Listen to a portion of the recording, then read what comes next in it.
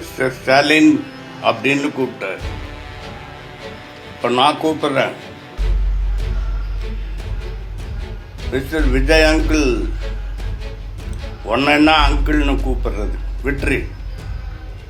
த honourable chief minister mister Vijay, தேர்தலில் ஜெயிச்சிங்கள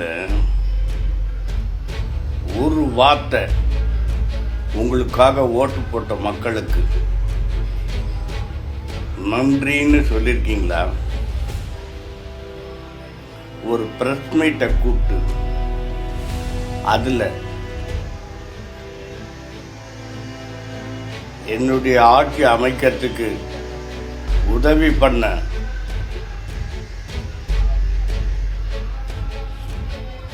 கூட்டணி கட்சிங்களை மதிக்கிறேன், அவங்களுக்கு என் நன்றியை தெரிவிக்கிறேன் அப்படின்னு ஒரு வார்த்தை சொல்லியிருப்பீங்களா? இந்த மக்களுக்கு நான் கொடுத்த வாக்குறுதிகளை நிறைவேற்றுவேன்னுட்டு ஒரு உறுதிமொழியை உங்களால் கொடுக்க முடியுதா? நீங்கள் செஞ்சது ஒன்றே ஒன்று. நீங்கள் வெற்றி பெற்ற எம்எல்ஏ பேப்பரை கையில் வாங்கின அடுத்த நிமிஷத்திலிருந்து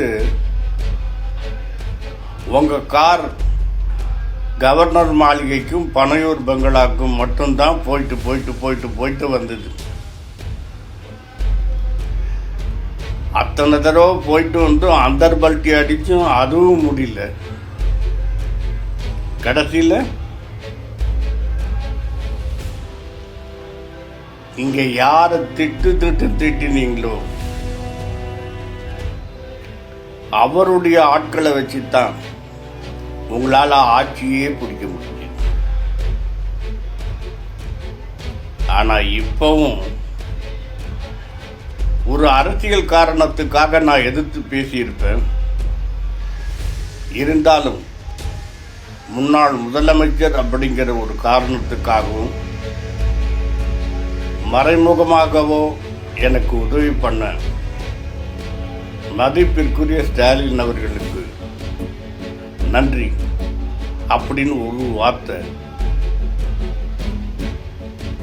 ஏன்னா இந்த மாதிரி குணமெல்லாம் மனுஷனுக்கு மட்டும்தான் வரும், உங்களுக்கு வராது சார்.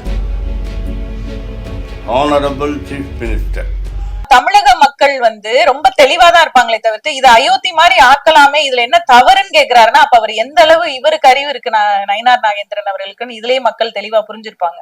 அப்ப நீங்க என்ன சொல்ல வரீங்க? நேரடியா நாங்க அப்படிதான் பண்ணுவோம், நாங்க பிஜேபியை உள்ள நுழைக்கிறதுக்கு RSS மூலமா எல்லா காரியங்களையும் நாங்க இதெல்லாம் ஒரு சின்ன விஷயங்கள் அப்படியே குட்டி குட்டியா அரிச்சு அப்படியே பெரிய பூதாகரமா ஆக்கி அதுல ஒரு சந்தோஷப்படுறதுதான் பிஜேபியோட நோக்கம். என்னன்னா தமிழக மக்களுடைய நிம்மதியை கெடுக்கும்.